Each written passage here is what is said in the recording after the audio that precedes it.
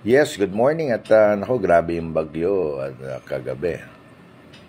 Sigurado ako marami ang ano na naman ngayon, nahihirapan. So sa gobyerno natin, kilos-kilos. Maraming nangangailangan ng tulong ngayon na tigil muna yung politika, tulungan natin yung mga taong nakasalanta ng bagyo. Anyway, gusto ko lang i-address yung sumasabi ng wala daw akong utang na loob sa Itbulaga. Unang-una, kinuha ko ng Itbulaga noon. Konsyal na ako noon. Marami akong trabaho noon. Ang dami ko ang pinagpalit dahil sa Itbulaga yan. Dahil Lunes hanggang Sabado, Itbulaga ako. Linggo, kasama ko lagi si Vic, tsaka si Tito, nag-golf. So, 7 times a week for 12 years yun na nag-golf kami at na nag-Itbulaga ako. Kumbaga buong oras ko binigay ko sa kanila. Ganong pagmamahal ko sa Bulagaan nun. Pangalawa,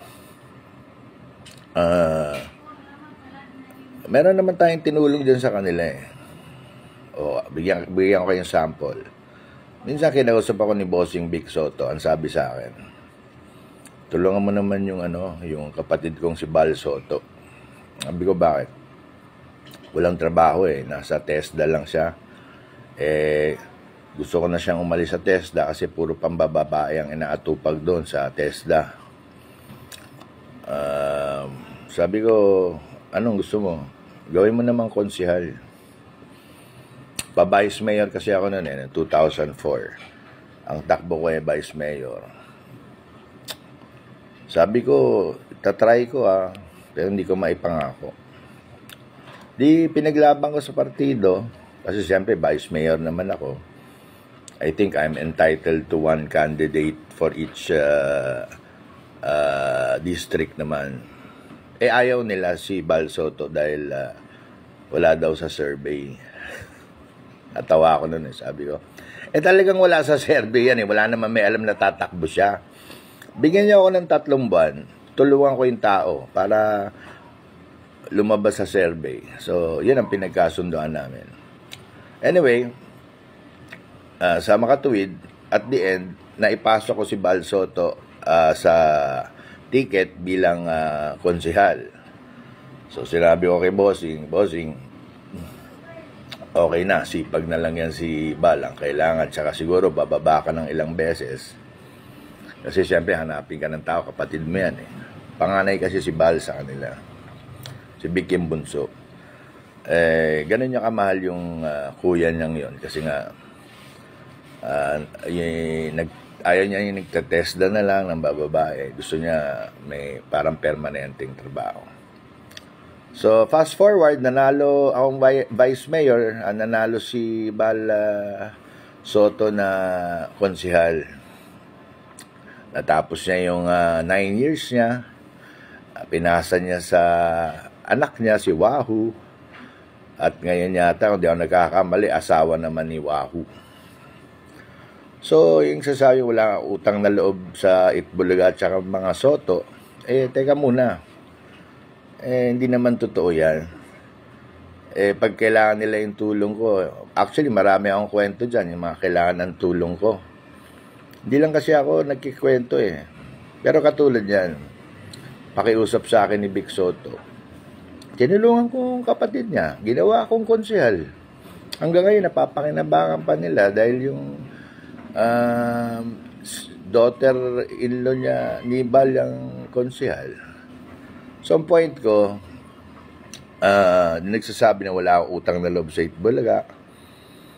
Unang-una, nagtrabaho ako ng gusto dyan. Hindi naman ako pasweldoan dyan na walang ginagawa.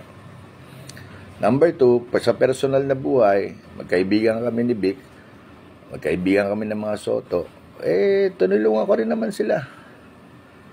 Ayan, kinuwento ko sa inyo, tinulungan ko si Bal magkaroon ng trabaho, naging konsihal. Kaya marami nga kami pinagsamahan yan, nagtulungan kami yan. Kaya hindi totoo yung wala akong utang na loob. It's a give and take relationship. They help me, I help them. Ganun lang yun. Kaya lang, sad kasi dahil sa nangyayari ngayon, hindi na kami friends. Pero, the memories will be there. Alaala na lang yun. Fun memories while in Eat Bulaga. So, sa inyong lahat, mag-iingat kayo. Mga kababayan ko dyan sa Bicol, Diyos maray na ugto sa indong gabos. Sana wala masyadong napahamak kasi dyan sa inyo. Naku, yung Bicol daw, binanatan ng gusto. Manunod ako ng news, titingnan ako kung ano mga mangyari at tingnan natin anong pwede natin gawin, sino pwede natin tawagan para makatulong dyan sa inyo. Again, ingat po lahat. It's a Monday. Monday ba ngayon? Monday. Bye! Kong Hei Fat Choi. Yan po. Ang aking new look.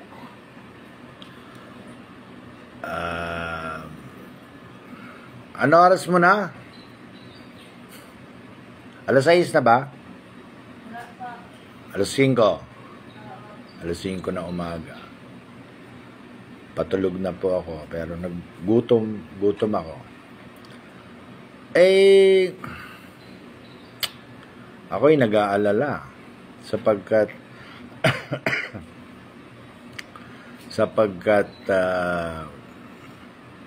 hindi ko alam kung tama ang gagawin ng gobyerno na hulihin si Bato de la Rosa.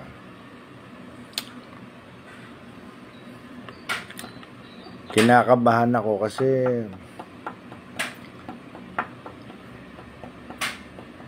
PMAyer yan eh.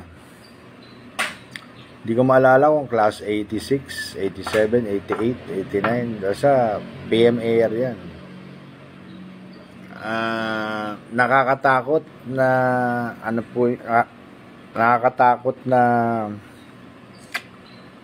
nakakakaba yung maghuli ng isang PMAyer. Philippine Military Academy, ika nga. Kasi yan, may brotherhood yan eh.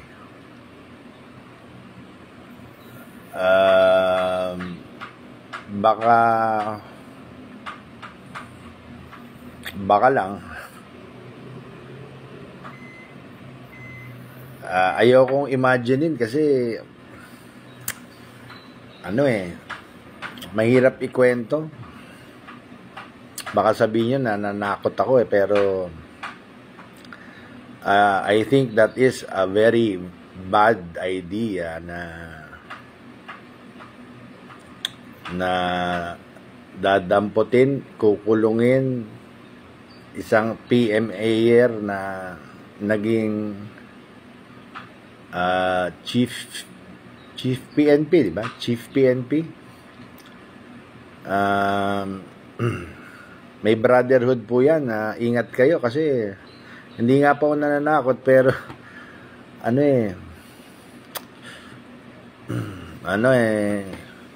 pag-isipan nyo lang mabuti kasi pag inapin nyo si Bato, parang inapin nyo yung PMA eh. Ganun ang basa ko eh. Medyo pag-isipan nyo nga pong mabuti kung tama yung gagawin nyo kasi ako kinakabahan ako kasi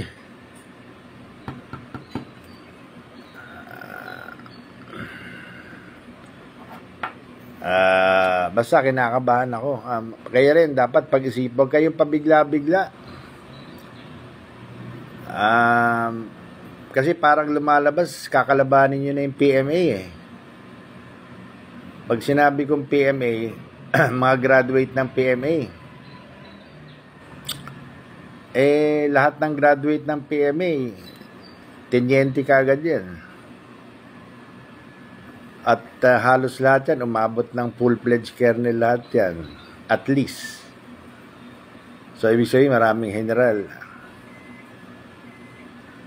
Ang brotherhood niyan, hindi lang yung mga retired. present officers. Kaya pag-isipan nyo nga mabuti nga po, yan gagawin nyo, nakakatakot. The brotherhood consists not only of retired officers but also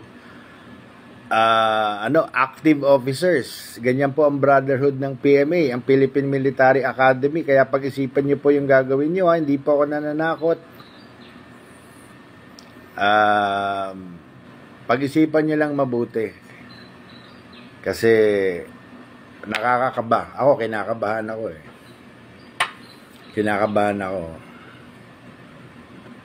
Siguraduhin nyo lang na you make the right move kasi may brotherhood yan. May brotherhood po yung Philippine Military Academy sa mga hindi nakakaalam. At pati ang active officers, yan, kasama sa brotherhood yan. Medyo ibang level na tong gagawin nyo. Si Kibuloy, religion, followers. Si Duterte, ex-president, malayo nga siya. Dinala niya sa malayo. Pero ito kasi, iba to eh. Parang tinalo nyo yung Philippine Military Academy. Nakakatakot yan. Kaya good luck. Sige po, pagdadasal ko na lang kung sana walang masyadong gulo mangyari dyan. Pero ang advice ko sa inyo, pag-isipan nyo mabuti.